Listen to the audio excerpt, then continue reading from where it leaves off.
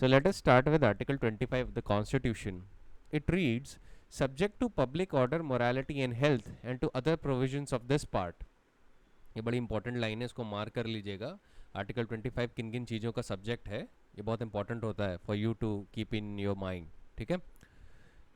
It reads further that all persons are equally entitled to freedom of conscience and the right to freely profess, practice and propagate religion.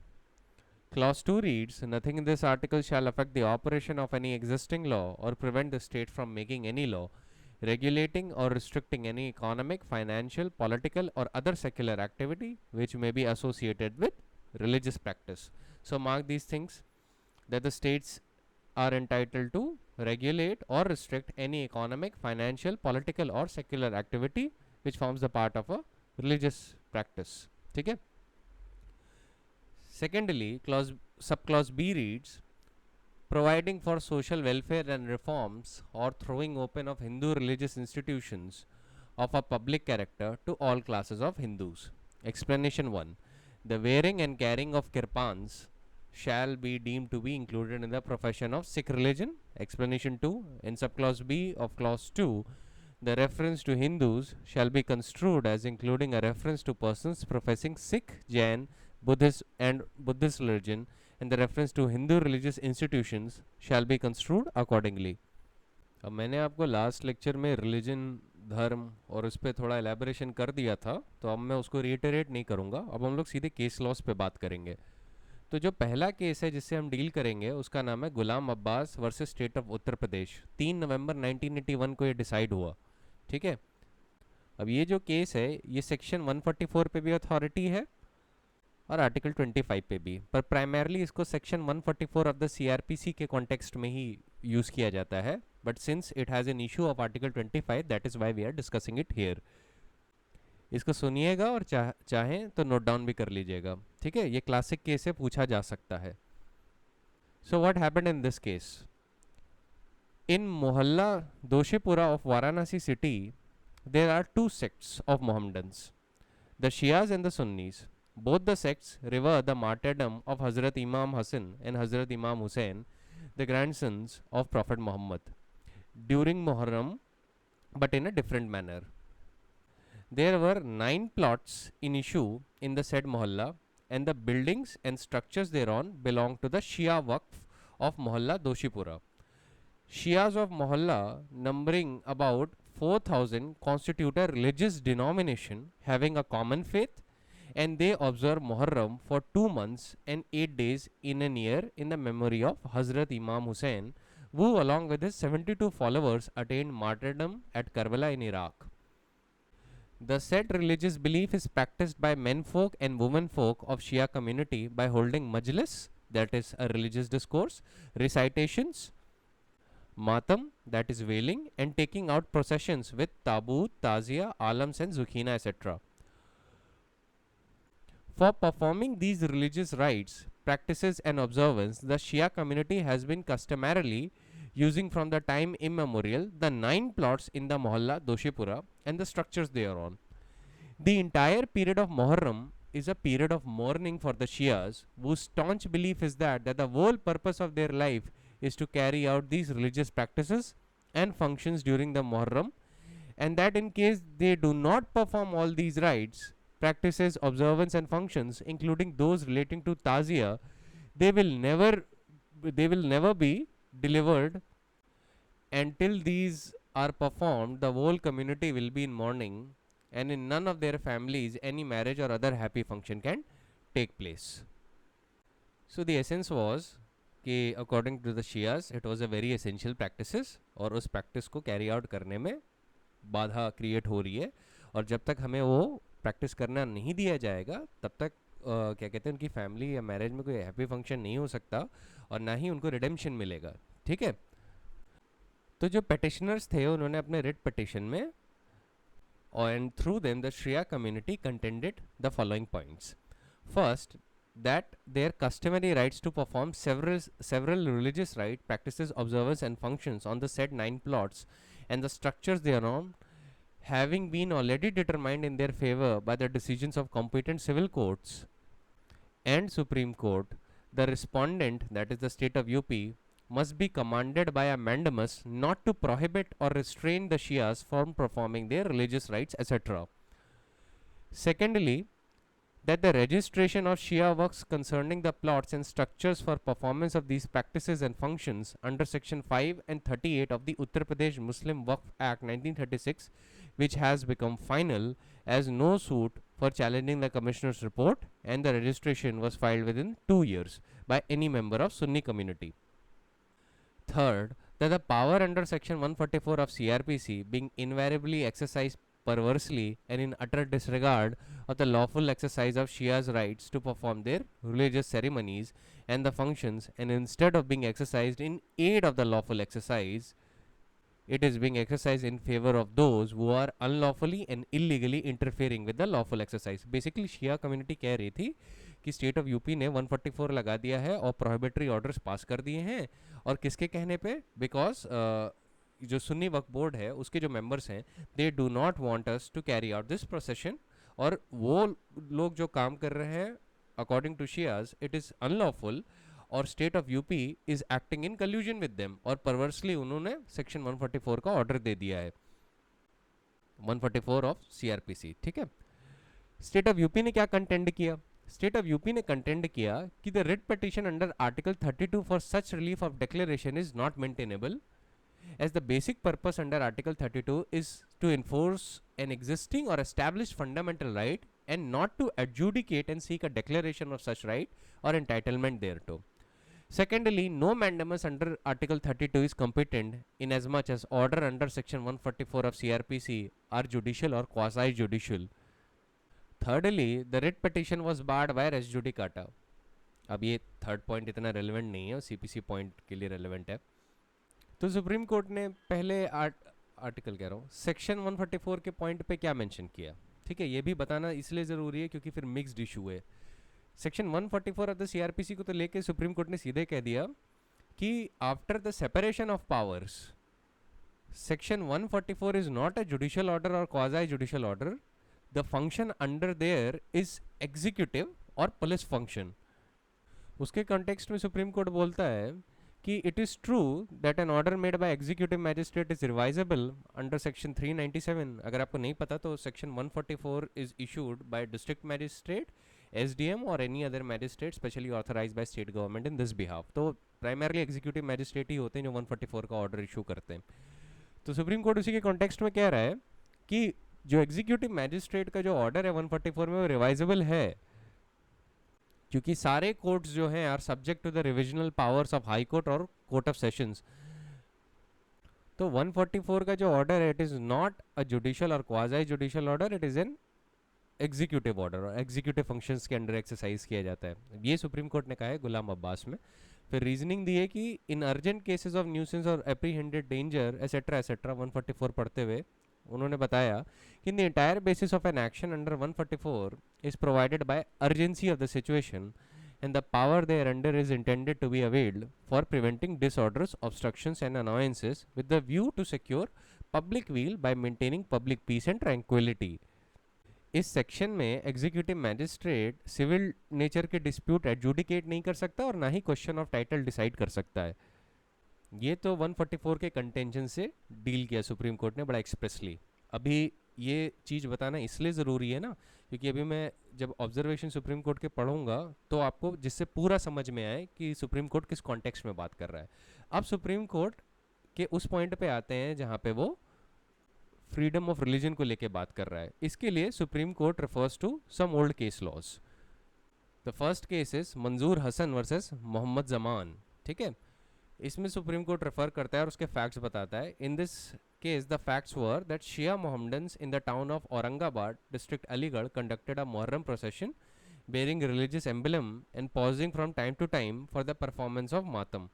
From the time immemorial, the procession of performing Matam has passed along the public streets immediately behind a Sunni Mohammedan mosque.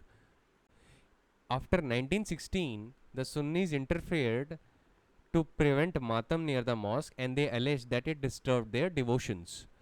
The appellants Shias brought a suit for declaration of their right to make short pauses behind the mosque and performance of Matam and for a permanent injunctions against the Sunnis from interfering with their rights. The Judicial Committee held that in India there is a right to conduct a religious procession with its appropriate observances through a public street so that it does not interfere with the ordinary use of the street by the public and subject to the lawful directions by the magistrates, and the civil suits for declarations lies against those who interfere with the religious procession or its appropriate observance. These decisions show that the legal rights should be regulated and not prohibited altogether for avoiding breach of peace. ठीक है. Next, Supreme Court referred to the case of Haji Muhammad Ismail versus Munshi Barkat Ali. In that case, what happened? That there was a dispute concerning the conduct of prayer in a mosque. And there being an apprehension of breach of peace, the magistrate under section 144 drew up the proceeding and eventually recorded an order that no man of either party would be allowed to read prayers in the mosque. The court held that the order was misconceived, that the effect of the order was that no Mohammedan would be allowed to say his prayers in the mosque, and it was not justified under section 144, and the proper course was for the magistrate to ascertain that which party was in wrong and was interfering unnecessarily with the legal exercise of legal rights of the other party, and to bind down that party, restraining them from committing any act which may lead to breach of peace.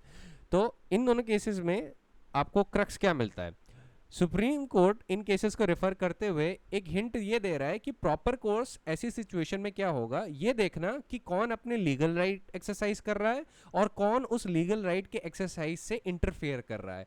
और एक बार magistrate को पता चल जाए कि वो is interfering with the exercise of legal right, तब 144 issue करके उस पार्टी को प्रोहिबिट करे वो is interfering with the exercise of legal right. ठीक है. अब सुप्रीम कोर्ट इसी केस पे आता है, वापस केस के फैक्ट्स जज करता है और कहता है कि in the instant case as we have held above is where the entitlement of the Shias to their customary rights to perform the religious ceremonies and functions on the plots and structures in question has been established, and it is the subject matter of judicial pronouncement and decree of a civil court of competent jurisdiction. As also by the reason of these properties having been registered as Shia works for the performance of their religious ceremonies and functions, and their complaint has been that the power under section 144 is being exercised in utter disregard of the lawful exercise of their legal rights, and every time instead of exercising the power in aid of their rights, it is being exercised in suppressing their rights under the pretext of imminent danger to public peace and tranquility of the locality. Having elaborated the principles which should guide the exercise of the power, we hope and trust in future that the power will be exercised by the executive magistracy in defense of the established right of the petitioners and the Shia community, and instead of prohibiting or suspending the exercise of such right on the concerned occasions on the facile ground of imminent danger to public peace and tranquility of the locality, the authorities would make the positive approach to the situation and see that if they are satisfied that the exercise of rights is likely to create a riot or breach of peace, it would be their duty to take from those from whom the disturbance is apprehended security to keep peace. ठीक है. मतलब supreme court कह रहा है कि आप ये देखिए कि कौन थ्रेटन कर रहा है सिक्योरिटी को. कोई अपने लीगल राइट एक्सरसाइज कर रहा है तो वो सिक्योरिटी या पीस को थ्रेटन नहीं कर रहा है. तो एग्जीक्यूटिव मैजिस्ट्रेसी को ये देखना है कि वो is actually threatening the peace या वो is actually threatening the riots, और जो ये थ्रेटन कर रहा है आप उससे security for keeping the peace लीजिए. ठीक है. आप उसके ऊपर प्रोहिबिटरी ऑर्डर्स इशू करिए, उसके ऊपर आप प्रोहिबिटरी ऑर्डर्स मत इशू करिए जो अपने लीगल राइट एक्सरसाइज कर रहा है, as was happening in this case. Then Supreme Court said, after all, the customary rights claimed by the petitioners partake the character of fundamental rights guaranteed under Article 25 and 26 of the Constitution to the religious denomination of Shia Muslims of Varanasi, a religious minority who are desirous of freely practicing their religious faith and perform their right practices, observance and functions without let or hindrance by the members belonging to the majority sect of the community, namely Sunni Muslims, and as such a positive approach is called for on the part of the local authorities. It is only in extremely extraordinary situations when other measures are bound to fail that the total prohibition or suspension of their rights may be resorted to as a last measure. तो crux क्या मिलता है इस हमें? Supreme court ने कहा पहली चीज कि जो शिया कम्युनिटी यहाँ पे जो प्रोसेशन ले जा रही है, जो उसी के प्लॉट्स के ऊपर है, ये उसका रिलीजियस राइट है, पहली बात, ठीक है, and it is protected under article 25 and 26. जो भी सिविल लिटिगेशन था वो शिया वक्फ बोर्ड के फेवर में आया है और वो उन्हीं की प्रॉपर्टी है. तो ऐसे में सेक्शन 144 का जो ऑर्डर जब भी इशू होगा वो इस कॉन्टेक्स्ट में होगा कि we need to regulate it, not prohibit और suspend it. So total prohibition या सस्पेंशन सिर्फ और सिर्फ एक्स्ट्राऑर्डिनरी सिचुएशन में लास्ट मेजर होना चाहिए, ठीक है. और उसके बाद 144 का ऑर्डर अगर इशू हो भी रहा है बाय द एग्जीक्यूटिव मैजिस्ट्रेसी, तो किसके खिलाफ वो इशू होगा? उसके खिलाफ जो रायट थ्रेटन कर रहा है, ठीक है, जो पब्लिक पीस को डिस्टर्ब कर रहा है, ठीक है. कोई अपने लीगल राइट एक्सरसाइज कर रहा है तो वो पब्लिक पीस को नहीं डिस्टर्ब करता है.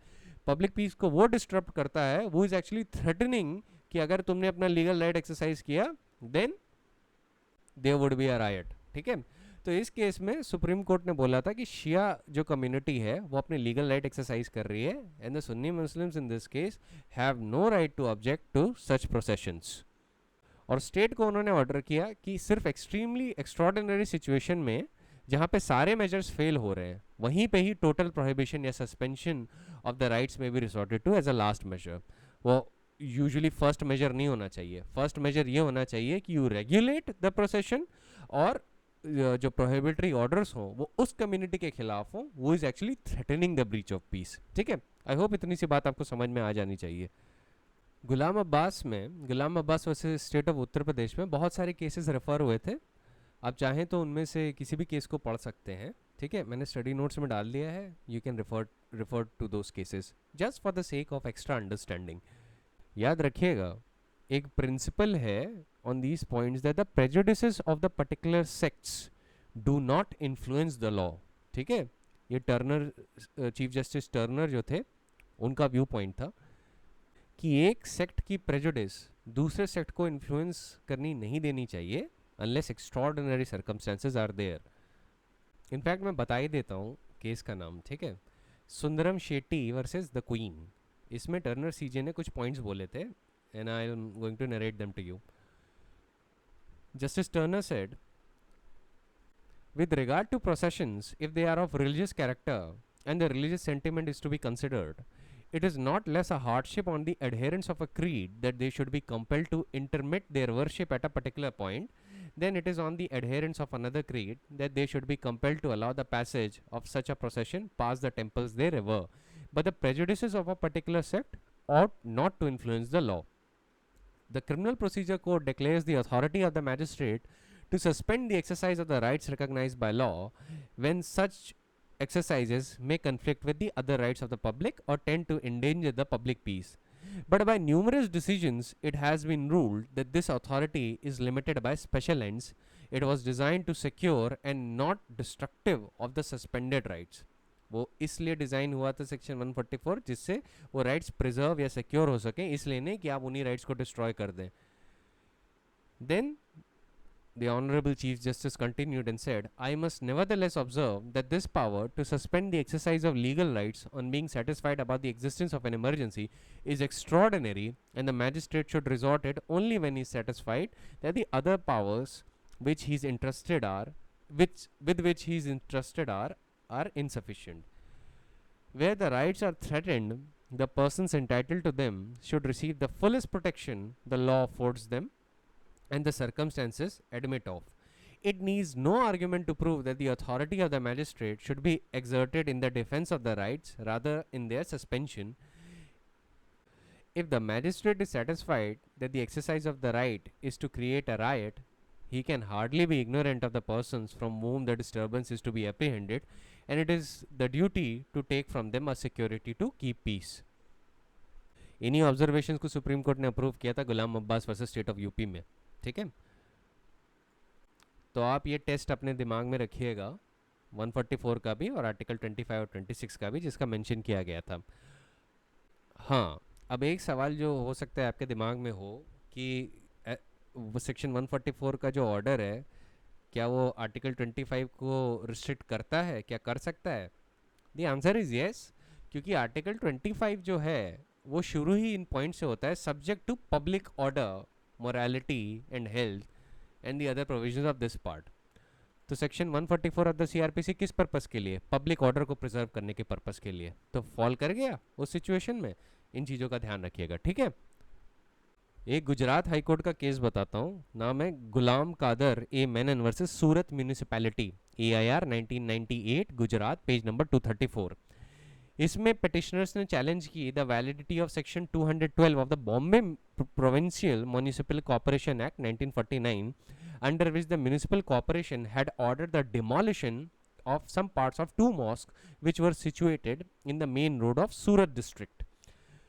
The court held that the acquisition of a religious place or part thereof is not prohibited by the constitution, and therefore it can be acquired in the public interest for widening the road. However, the court cautioned that the state is expected to treat a place of worship with reverence of special consideration, and the treatment with other private properties may in certain circumstances would not be apt. अब आपको पता है कि freedom of religion is subject to other provisions of this part. This part का मतलब क्या? Part 3, मतलब freedom of speech and expression, freedom of assembly and association, freedom of personal liberty and right to life etcetera etcetera. इनका subject है article 25। इस पे एक case है Maulana Mufti Syed Mohammad Nurur Rahman versus state of West Bengal, AIR 1999, Calcutta, page number 15। अब पूरा केस का नाम याद करने की ज़रूरत नहीं, कंसेप्ट पे ध्यान दीजिएगा। इसमें कैलकाटा हाईकोर्ट ने हेल्ड किया कि the restriction imposed by the state on the use of microphones and loud speakers at the time of azan is not violative of the right under article 25. Azan is certainly an essential and integral part of Islam, but the use of microphones and the loudspeakers are not essential and integral part. Microphone is a gift of technological age. Its adverse effect is felt all over the world, a source of pollution and health hazard. Traditionally and according to the religious order, the azan is to be given by the imam or the person in charge of the mosque through their own voice, and this is sanctioned under the religious order.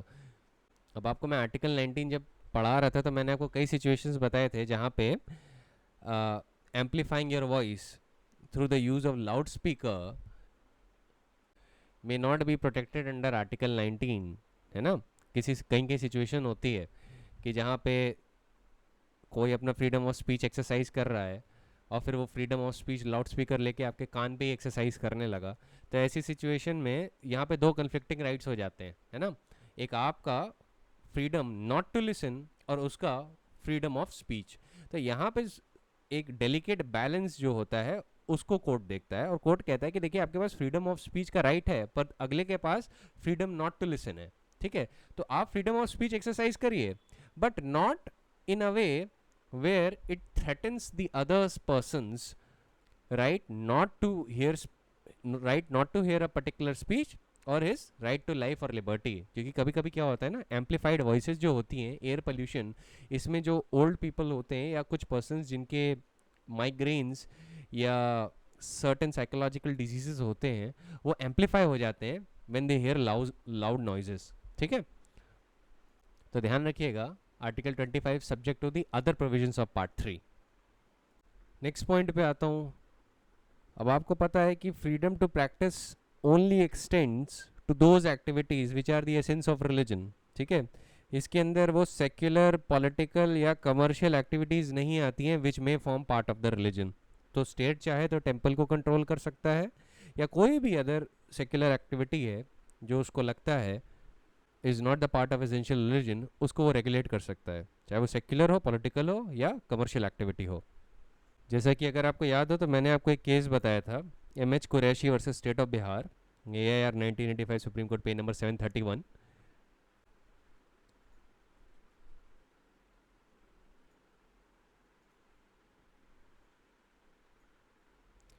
जिसमें a total ban of cow slaughter was imposed by Bihar legislature under the Bihar Preservation and Improvement of Animals Act 1955, and it was attacked as it was violative of fundamental right of the petitioners under Article 25.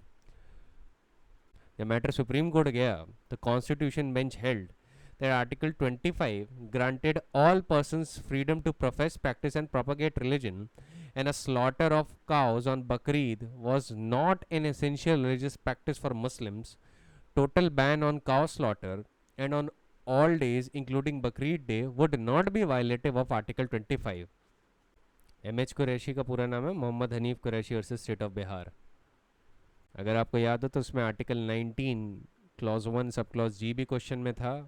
Directive principle of state policy का article 48 भी supreme court ने refer किया था और article 25 of the constitution of India भी refer हुआ था.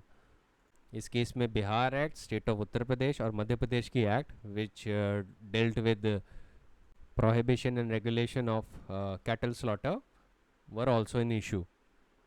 तो ये जो केस था ना H Qureshi, Mohammad Hanif Qureshi versus state of Bihar, ये एक तरीके से बेडरॉक बन गया इस पॉइंट पे. Whenever the question came with regard to cattle और काउ स्लॉटर, हमेशा ही ये जो केस है रेफर हुआ है. ठीक है, नेक्स्ट केस इसी पॉइंट पे बताता हूँ, वो है state of West Bengal versus Ashutosh Lahiri. 16 नवंबर 1994 को ये डिसाइड हुआ और 1995 AIR पेज नंबर 464 में ये रिपोर्ट हुआ. इसमें भी सुप्रीम कोर्ट ने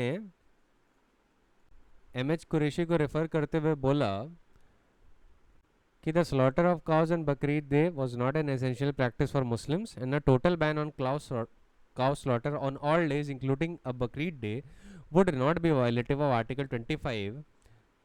According to the Supreme Court, it was optional for the Muslims to sacrifice a cow on behalf of 7 persons on Bakrid, but it did not appear to be obligatory that a person must sacrifice a cow. It was further observed by the Constitution bench that the very fact of an option seemed to run counter to the notion of the obligatory duty. ये H Qureshi को refer करते हुए supreme court बोल रहा है आशुतोष लाहिरी के case में कि ये जो ऑप्शन दिया गया है इसी से पता चल रहा है ये ऑब्लिगेटरी नहीं है. अब एक सबमिशन जो दिया गया था उसका भी नोट किया कि the a person with 6 other members of his family may afford to sacrifice a cow but he may not be able to afford and sacrifice 7 goats. And it was observed in the context of that argument that in such a case that may be an economic compulsion but not a religious compulsion. तो अब state of West Bengal versus Ashutosh Lahiri में क्या issue था? जब H Qureshi में point decide हो गया था तो state of West Bengal versus Ashutosh Lahiri के केस में व्हाट वाज द इशू? अब इस केस में जो रिस्पोंडेंट आशुतोष लाहिरी थे, he challenged the validity of the exemption of slaughter of cows from the operation of West Bengal Animal Slaughter Control Act 1950 on Bakrid Day. मतलब state of West Bengal ने Bakrid day पे exemption grant कर दिया था. And the state of West Bengal exempted the operation of the act on the slaughter of cows on the occasion of Bakrid on the ground that such exemption was required to be given for the religious purpose of Muslim community. Supreme Court held, referring to the decision of H. Qureshi versus State of Bihar, that the slaughter of cows on Bakrid Day is optional and not obligatory. It is not essential or required for the religious purpose, and Article 25 deals with the essential religious practices. Exemption under the Act can be granted only for subserving an essential religious, medicinal or research purpose, but not for any other purpose. इस point पे मैं Supreme Court को अब quote करूंगा what is the Supreme Court said. मैंने आपको summarize कर दिया नटशेल में, but it is important you hear what the Supreme Court has to say. Supreme court ने बोला, in the view of this settled legal position, it is obvious that there is no fundamental right of a Muslim to insist on slaughter of a healthy cow on Bakrid Day. It cannot be a valid ground for exemption by the state under Section 12, which would in turn enable slaughtering of such cows on Bakrid. The contention of the counsel for the appellants that Article 25 of the Constitution deals with the essential religious practices, while Section 12 of the Act may even cover optional religious practices, is not acceptable. No such meaning can be assigned to such exemption clause, which seeks to whittle down and dilute the main provisions of the Act. If the appellant's contention is accepted, then the state can exempt from the operation of the act the slaughter of healthy cow even for the non-essential religious, medical or research purpose, as we have to give the same meaning to the three purpose, namely religious, medicinal or research purpose, as envisaged by section 12. It becomes obvious that even if it is for fructifying any medicinal or research purpose, it is not necessary or essential to permit slaughter of healthy cow, then there would be no occasion for the state to invoke the exemption under section 12 of the act for such a purpose. Similarly, it has to be held that if it is not necessary or essential to permit the slaughter of healthy cow for any religious purpose, it would be equally not open for the state to invoke the exemption under section 12 for such religious purpose. We therefore entirely concur with the view of the High Court that the slaughtering of healthy cows on Bakrid is not essential or required for religious purpose of Muslim, or in other words, it is not the part of the religious requirement for a Muslim that the cow must be necessarily be sacrificed for earning religious merit on Bakrid. Cow slaughter और article 25 पे एक और case है, 26 अक्टूबर 2005 को decide हुआ, state of Gujarat versus Mirzapur मोती कुरैशी कसाब जमात. ठीक है, अब इस केस पे आने से पहले मैं आपको दो तीन चीज़ें और बता दूं कि every time you will see the issue of cow slaughter और cattle slaughter and article 25, you will always find that the arguments are almost the same that were taken in the case of M.H. Qureshi versus State of Bihar. अब हर case में same पाएंगे. तो अब हम आ जाते हैं जरा अपने सेलिब्रेटेड केस में, that is state of Gujarat versus Mirzapur मोती कुरैशी कसाब जमात, डिसाइडेड ऑन 26 अक्टूबर 2005. 7 जजेस बेंच ने आई थिंक इसको डिसाइड किया है. इसमें M.H. Qureshi versus state of Bihar revisit हुआ था. ठीक है, इसमें सुप्रीम कोर्ट में joint director of animal husbandry for the state of Gujarat has filed an affidavit, और मैं चाहता हूँ कि आप वो एफिडेविट एक बार पढ़ें ज़रूर. इनफैक्ट इस जजमेंट की जो रेलेवेंट ऑब्जर्वेशंस मैंने स्टडी नोट्स में जो डाले हैं, एक बार उसे देखिएगा ज़रूर. ठीक है, मैं समराइज़ किए दे रहा हूँ कि M.H. कुरैशी को क्या रिविजिट किया था और क्यों किया था, उस पर हम लोग बातें करेंगे, लेकिन जो मैंने अभी बोला है उस पर ज़रूर ध्यान दीजिएगा. तो अब इस केस में प्राइमरली हुआ क्या था? हुआ ये था कि गुजरात हाई कोर्ट ने कुछ सेक्शंस थे बॉम्बे एनिमल प्रिजर्वेशन एक्ट के, जो भी गुजरात पे एप्लीकेबल थे, वाइल्ड गुजरात अमेंडमेंट एक्ट 1994, उसको स्ट्रक डाउन कर दिया था. ठीक है, तो state of Gujarat came in appeal before the Supreme court. तो इसके लिए सुप्रीम कोर्ट ने M.H. कुरैशी के केस को रेफ़र किया और उसके जो ओपिनियंस थे समराइज़ किए कि कॉन्स्टिट्यूशन बेंच ने M.H. कुरैशी के केस में constitutional validity of the total ban of slaughter of cows of all ages, calves of cows and she buffaloes, male or female, and she buffaloes or breeding bulls or working bullocks, as long as they are milch or draught cattle, उनके slaughter पे ban को upheld किया था. लेकिन M.H. Qureshi में अगर आपको याद हो तो कॉन्स्टिट्यूशन बेंच ने ये भी साथ में बोला था कि slaughter of she buffaloes, bulls and bullocks after they have ceased to be capable of yielding milk or breeding or working as draught animals may not satisfy the test of being reasonable and in the interest of general public. In the दूसरे शब्दों में ये कि supreme court कह रहा था उस case में कि देखिए ये जितने भी शीप, बफेलोज, बुल्स, बॉलॉक्स या कैटल हैं, जब ये मिल्क यील्ड नहीं कर पाते या वो ड्रॉट एनिमल्स नहीं रह जाते, तब ऐसी सिचुएशन में उनके स्लॉटर पे बैन लगाना रीजनेबल नहीं होगा, मतलब उनको स्लॉटर किया जा सकता है. ठीक है, और फाइंडिंग ये थी, first that the country is in short supply of milch cattle, breeding bulls and working bullocks essential to maintain health and nourishment of the nation.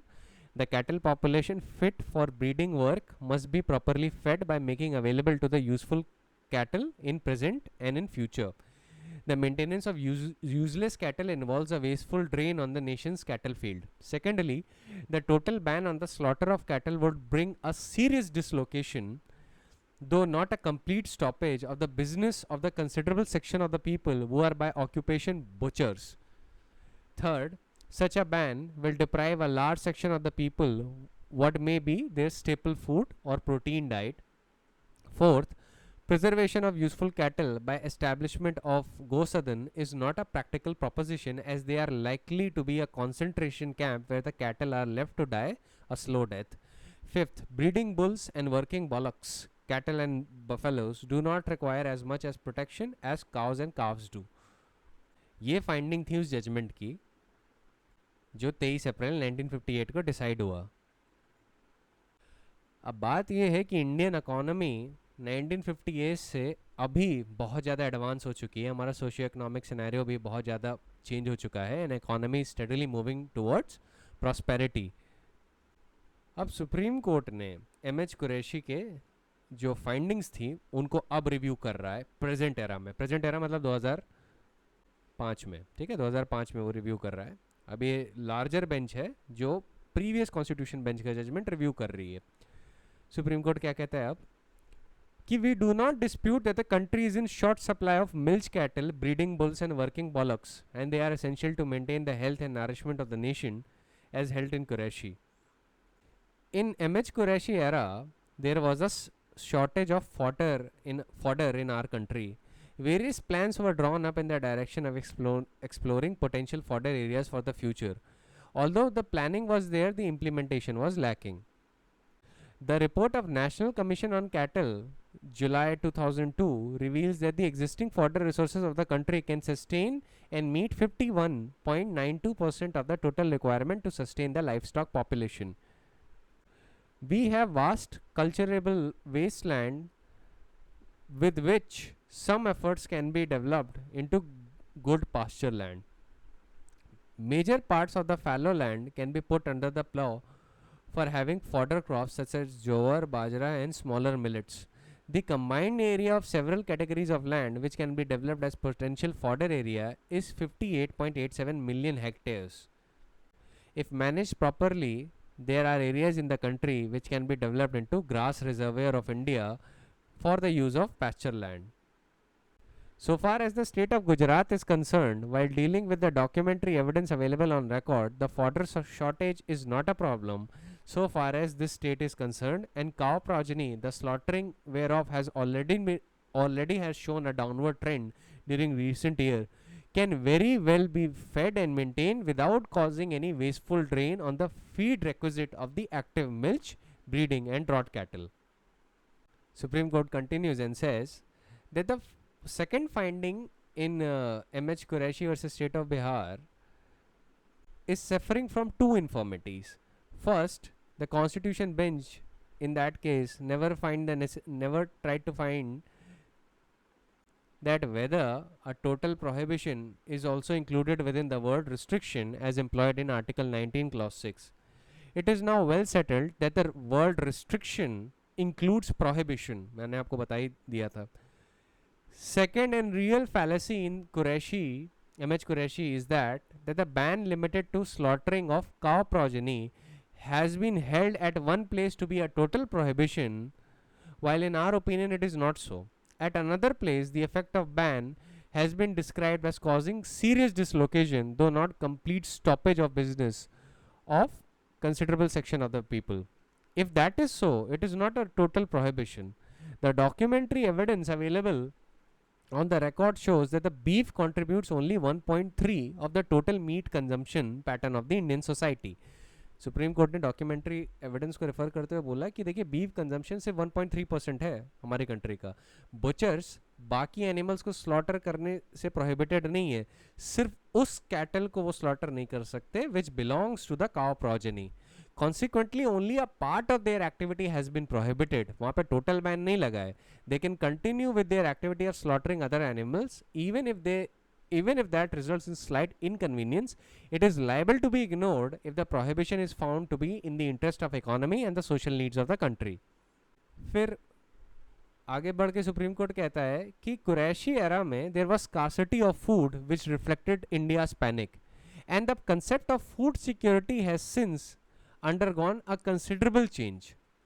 उसके लिए सुप्रीम कोर्ट ने बहुत सारा डेटा रेफर किया और चीज़ें रेफर की और बोला कि अब आज के टाइम में इंडिया के पास एडिक्वेट फूड सप्लाईज हैं और adequate fodder is also available for the entire cattle population. तो ऐसे सिचुएशन में कुरैशी एरा का वो जो ऑब्जर्वेशन था ना कि जो यूजलेस कैटल है उसको मार दो, वो इसलिए क्योंकि हमारे जो फॉडर हैं वो फिर उनको फीड करने के लिए यूज़ किया जाना चाहिए, वो are capable of yielding milk etcetera etcetera.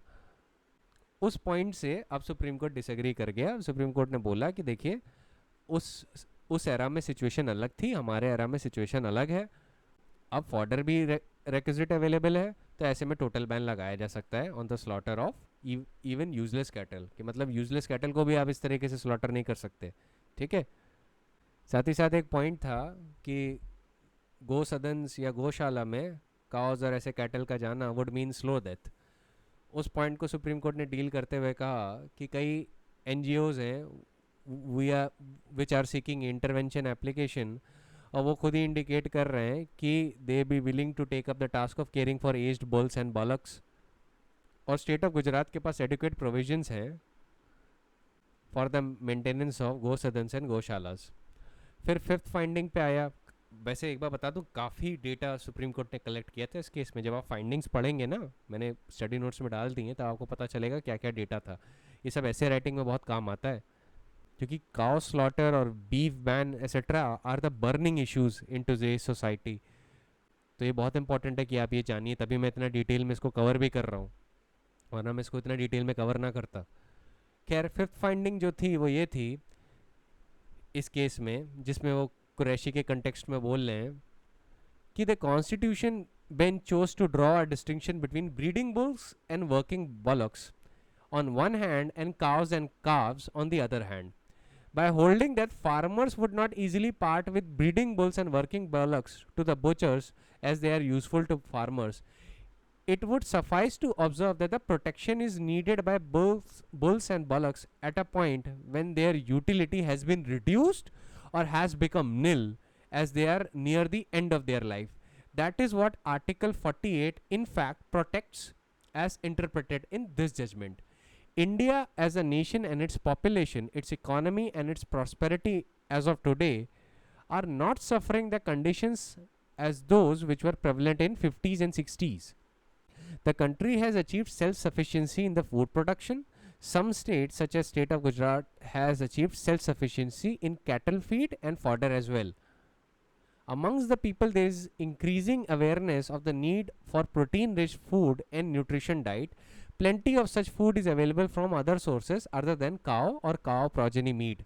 Advancement in the field of science, including veterinary science, have strengthened the health and longevity of the cattle, including cow progeny.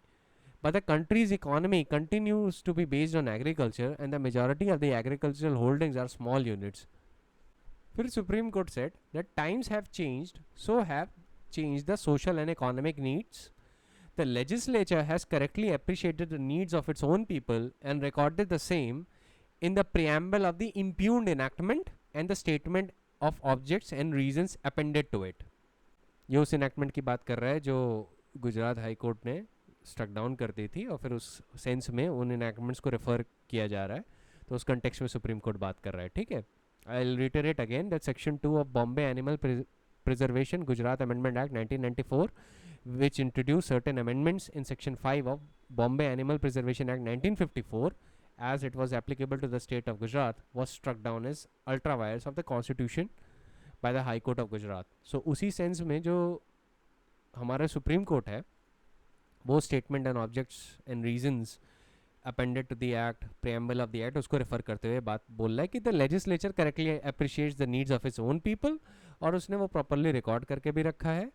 merely because the restriction imposed by the impugned enactment caused some inconvenience to the butchers, that doesn't mean that it has ceased to be interest of general public. The interest of general public would be superior than, let's say, the interest of butchers who are being caused just a minor inconvenience. ये सब कहते हुए supreme court set aside the view taken by the High Court and allowed the appeals, and said that the judgment of the High Court is set aside. The Bombay Animal Preservation Gujarat Amendment Act 1994 is held to be intra vires of the Constitution, and all writ petitions filed in the High Court are directed to be dismissed. अब इसमें मैंने कई datas नहीं discuss किए, वो data आप एक बार देख लीजिएगा, ठीक है, क्योंकि अगर मैं डेटा डिस्कस करने बैठ गया तो उसी में बहुत ज़्यादा टाइम लग जाएगा. Next case in point is Javed versus state of Haryana. 30 जुलाई 2003 को डिसाइड हुआ, ठीक है, 3 जजेस बेंच थी. इस केस को मैं शॉर्ट में आपको बता देता हूँ. इस केस में हरियाणा पंचायती राज एक्ट 1994 का एक प्रोविजन चैलेंज हुआ था, और सिंपल शब्दों में वो प्रोविजन डिस्क्वालीफाई करता था a person having more than 2 living children from holding the specified offices in the panchayat. अब इस केस में आर्टिकल 25 के अलावा भी बहुत सारे फंडामेंटल राइट के वायलेशन के ग्राउंड लिए गए थे, पर क्योंकि हमारा जो मेन क्रक्स है वो अभी आर्टिकल 25 का है, तो हम आर्टिकल 25 की बात करेंगे. और ये जो केस जब भी आपको पूछा जाएगा ना, आर्टिकल 25 के कॉन्टेक्स्ट में पूछा जाएगा. तो बेसिकली एक आर्गुमेंट इस केस में ये भी लिया गया था कि ये जो प्रोविजन है जो डिस्क्वालीफाई करता है, that interferes with freedom of religion and hence violates Article 25 of the Constitution. Basically, the petitioner asserted that his religion mandates him to have as many number of children that he wants, and it is in fact an essential practice. ये उनका main argument था कि ये religion का mandate है, so it is तो ये जो provision है जो legislature ने बनाया है, it is interfering with my religious faith and it must be struck down because it violates Article 25. Supreme court ने बोला कि a bare reading of Article 25 would deprive the submission of its force, vigor and charm. The freedom under Article 25 is subject to public order, morality and health. So the article itself permits a legislation in the interest of social welfare and reform, which are obviously the part and parcel of public order, national morality and the collective health of the nation's people. Muslim law permits marrying with 4 women. The personal law nowhere mandates or dictates it as a duty to perform 4 marriages. Personal law ये नहीं कहता कि 4 marriage करनी ज़रूरी है, वो कहता है कि yes it is allowed.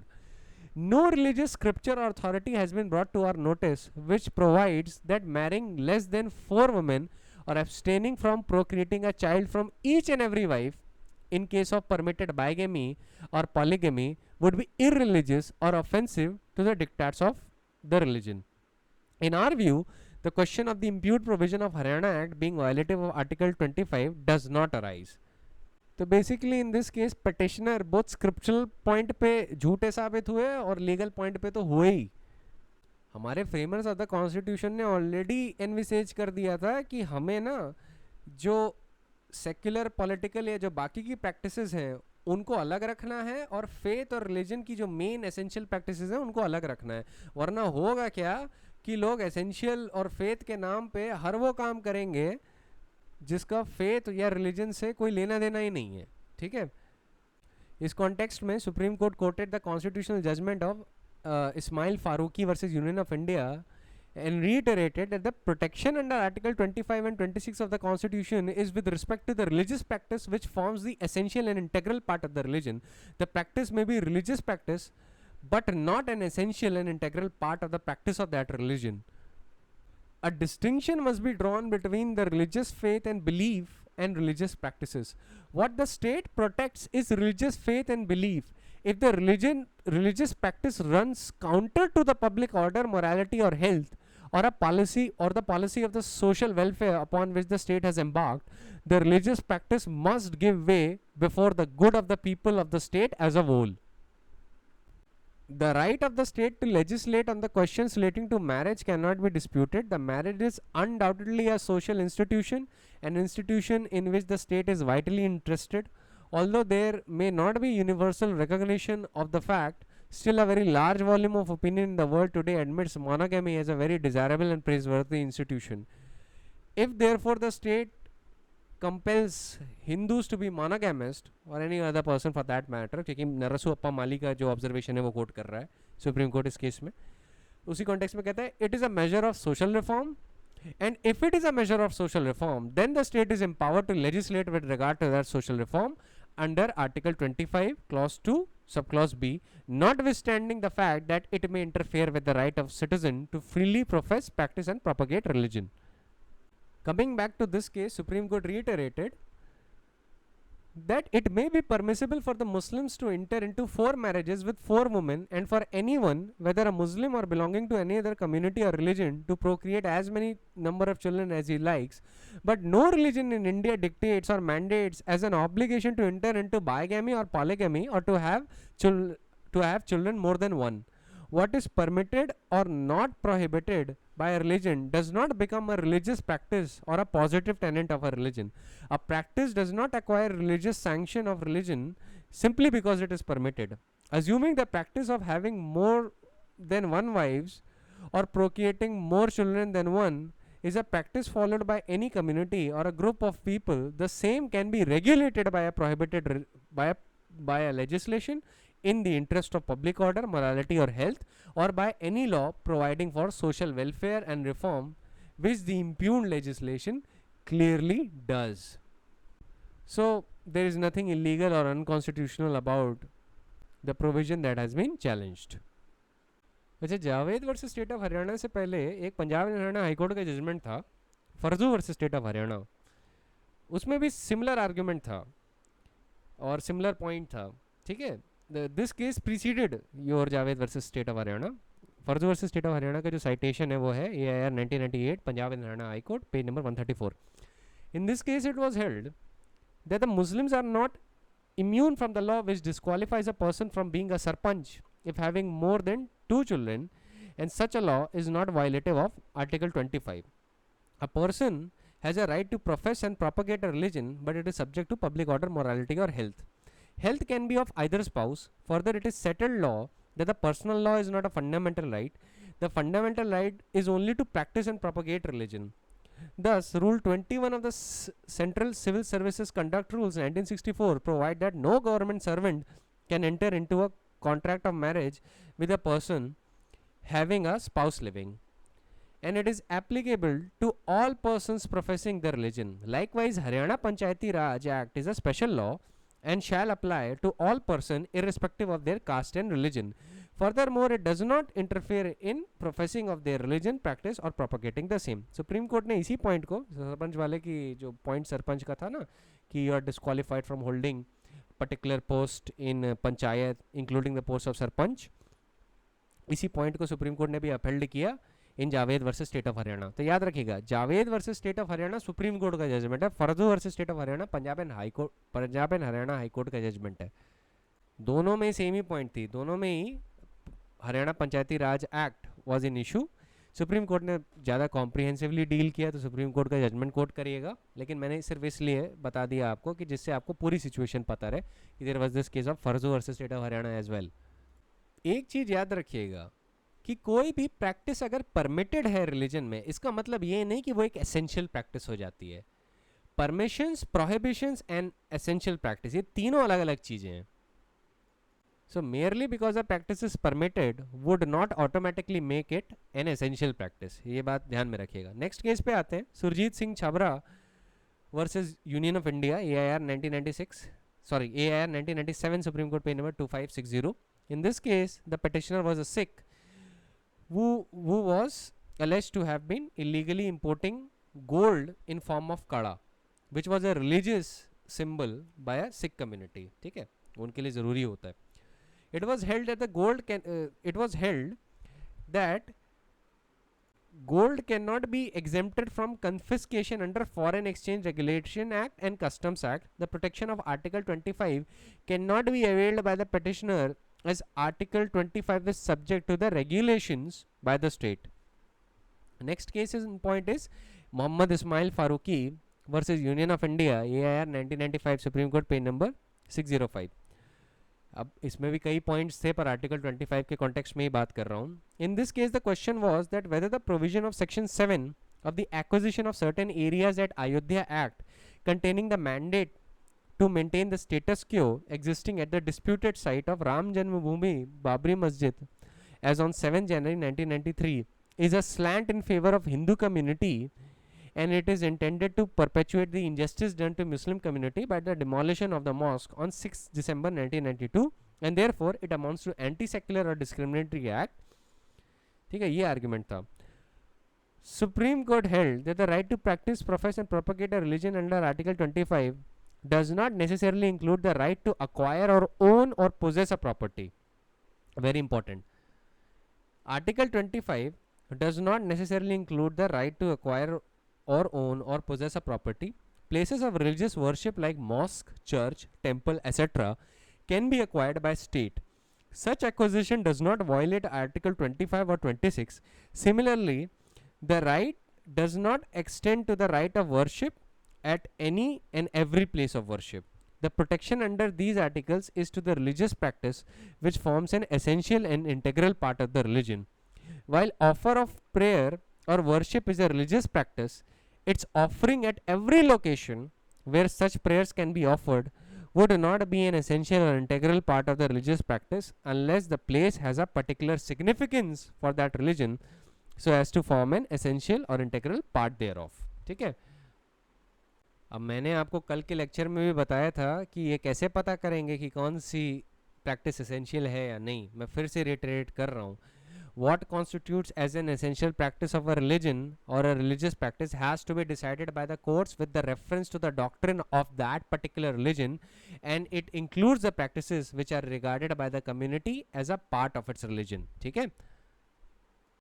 So the courts, while interpreting Article 25 and 26, has to strike a careful balance between the freedom of an individual or a group in regard to a religion, matters of religion, religious belief, faith or worship, and religious practice or custom which are essential and integral part, and those which are not essential and integral part, and the need of the state to regulate or control those non-essential parts in the interest of community. वैसे इस पे कई case हैं, पर एक और case बता देता हूँ.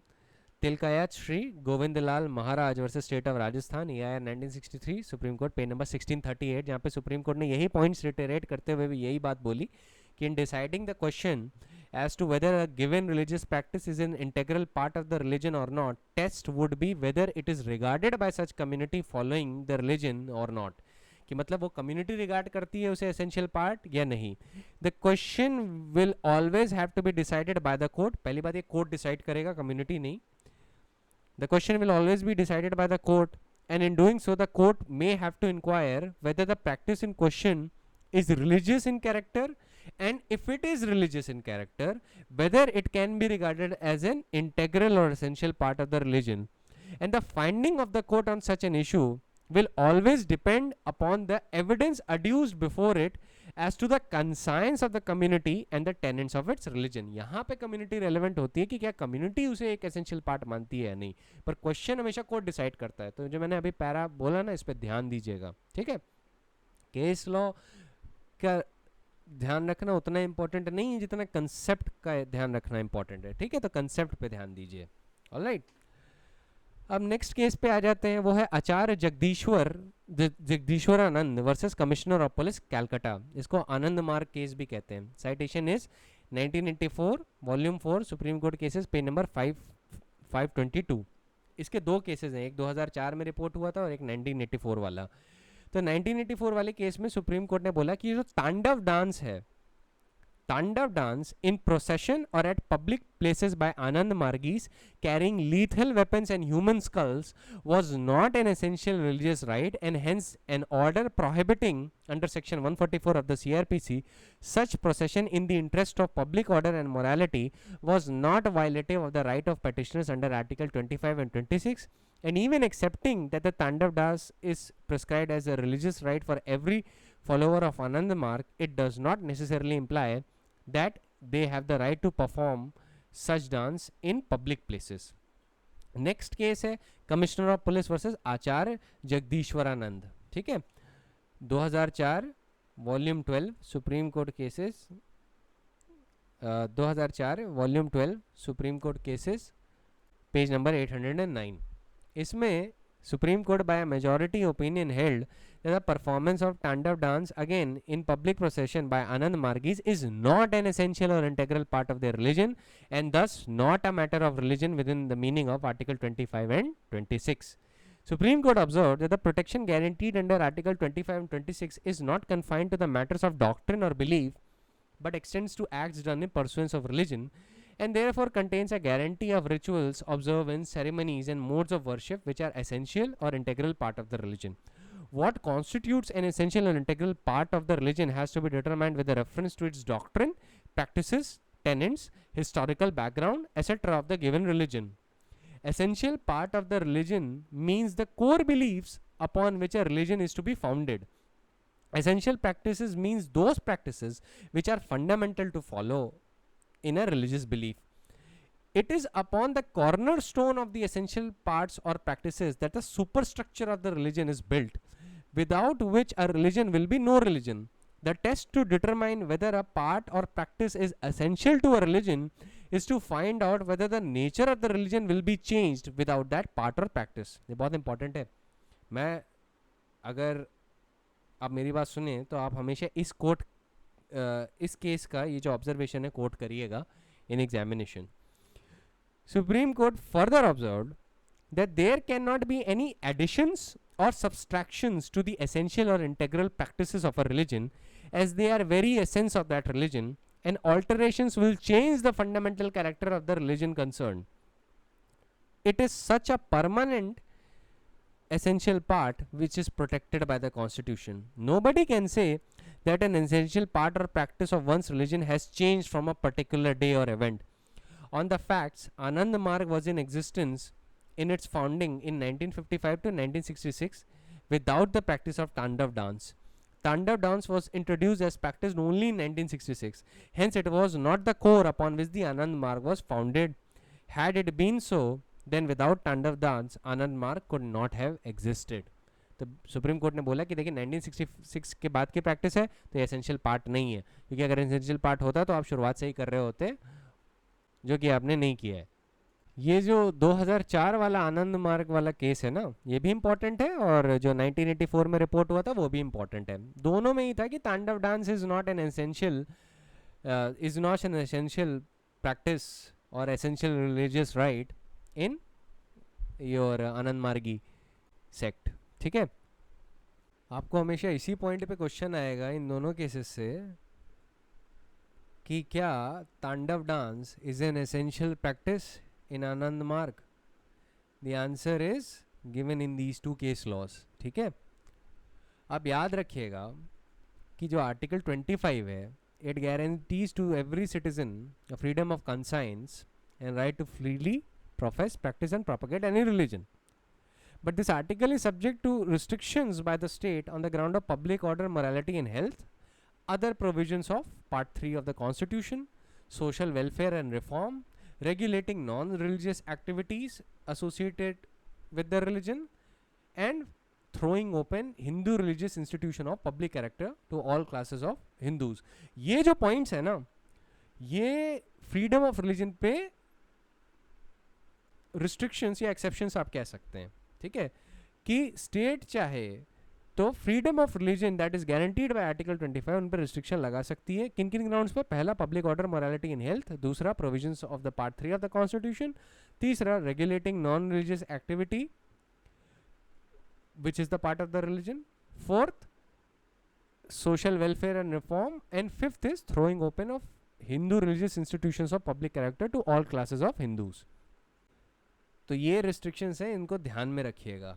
ठीक है, और एग्ज़ाम में ऐसे ही ना शॉर्ट में आपको कोट करना है. देखिए, मुझे ज़्यादा इसलिए बताना पड़ता है ना क्योंकि आपको समझाना है, पर एग्ज़ाम में आपको पॉइंट्स लिखने हैं, आपको वहाँ पे समझाने वाला काम नहीं करना है अनलेस पूछा ना जाए. अगर उन्होंने पूछ लिया है, लिख दिया है कि एक्सप्लेन, तो सिचुएशन अलग है. लेकिन वहाँ पे भी आपको पॉइंट्स में मेंशन करना है, क्योंकि एग्जामिनर को ऑलरेडी पता है कि इन सारी चीज़ों में क्या है. ठीक है, वो ये देखना चाहता है कि आपको पता है या नहीं. So you need to mention these keywords and move on. आपको टीचर की तरह नहीं एक्सप्लेन करना है, आपको कंसेप्ट बहुत ही ससेंटली एक्सप्लेन करना है, जो ये दिखाए कि आपको ये पूरी बात पता है. मुझे टीचर की तरह एक्सप्लेन करना पड़ता है, पर आपको टीचर की तरह एक्सप्लेन नहीं करना है. यहीं पे जो आंसर राइटिंग का जो वीकली असाइनमेंट में देता हूँ वो बड़ा इंपॉर्टेंट हो जाता है. अब एक चीज़ का ध्यान रखिएगा कि कमिश्नर ऑफ पुलिस वर्सेस आचार्य जगदीश्वरानंद अवधूत, इसमें ना मैंने मेजॉरिटी ओपिनियन को कोट किया है. ठीक है, आप ऑनलाइन अगर टेस्ट करेंगे तो आपको आजकल मैं देख रहा हूँ कि हमेशा जो फर्स्ट रिजल्ट जो पॉपअप कर रहा है वो डिसेंडिंग ओपिनियन का है. तो इसलिए मैंने स्टडी नोट्स में ना मेजॉरिटी ओपिनियन नहीं रखा है, डिसेंटिंग ओपिनियन नहीं रखा है। जस्टिस ए आर लक्ष्मणन का डिसेंटिंग ओपिनियन इसमें, तो उस जजमेंट को पढ़ के आपको सेटल्ड पोजीशन को लेके कन्फ्यूजन हो सकती है, जिससे वो ना हो ना, इसलिए मैंने स्टडी नोट्स में मेजॉरिटी ओपिनियन ही रखा है। ठीक है, और ये जानकारी लेने के बाद अब अगर आप चाहें तो आप डिसेंटिंग ओपिनियन भी पढ़ सकते हैं, you can refer it online. ठीक है, वैसे मैंने जितना बता दिया है लेक्चर में उतने आपको बस ध्यान रखना है, इससे ज़्यादा की चीज़ों का ध्यान रखने की कोई ज़रूरत नहीं है आपको। इतना ही इतना ही चीज़ें जितनी मैंने बता दी, इसी से आपका मेन काम चल जाएगा। ये आपका जो सेंट्रल फाउंडेशन है जो आपके दिमाग में आर्टिकल 25 को लेके जो मेरा लेक्चर है, it should form your central foundation. उसके बाद आप उसे सप्लीमेंट करिए स्टडी नोट से या उसके ऊपर बिल्ड करिए, that is up to you.